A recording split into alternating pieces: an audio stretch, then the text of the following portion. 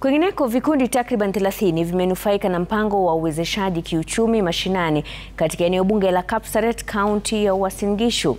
Bidhaa zenye thamani ya shilingi milioni 45 zilitolewa, huku mchango wa zaidi ya shilingi milioni 100 ukikusanywa Ijumaa hii kufadhili miradi ya maendeleo ya eneo hilo.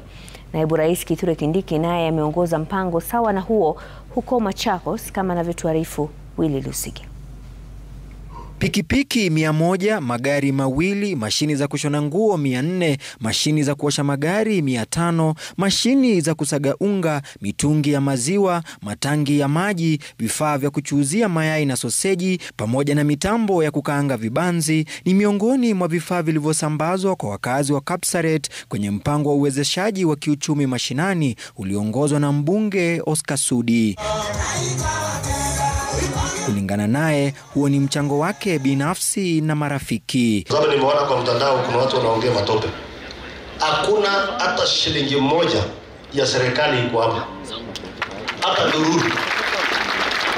Hii ni urafiki. Wabunge waliohudhuria hafla hiyo waliwashutumu wanaopinga mpango huo, wakisisitiza serikali ya Kenya Kwanza itaendeleza uwezeshaji mashinani. Nimeona watu ya bodaboda wako hapa, kina mama wako hapa, watu ya matatu wako hapa, kina mama wako hapa. Si leo mtafaidika nyote?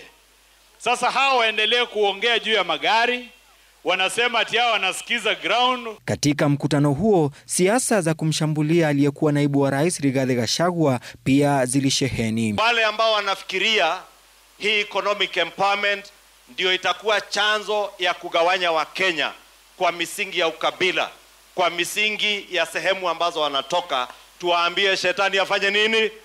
William Ruto is a different leader. He is a courageous leader. Naibu wa rais Profesa Kithure Kindiki aliongoza mpango kama huo mjini Machakos, ambapo alitoa shilingi milioni 2.5. Tukae kwa amani na tusikubali nchi yetu ipate kutenganishwa kwa misingi yoyote ile. Katika eneo la Mwingi Magharibi, Spika Moses Masika Wetangula alichangia shilingi milioni 3 kusaidia wananchi wa hali ya chini. Tuwe na siasa ya kuleta wananchi pamoja. Tupunguze siasa ya matusi. Huku michango ikiendelea kufanyika, maswali yameibuka kuhusu vyanzo halali vya fedha hizo. Willy Lusige, Runinga ya Citizen, Nairobi.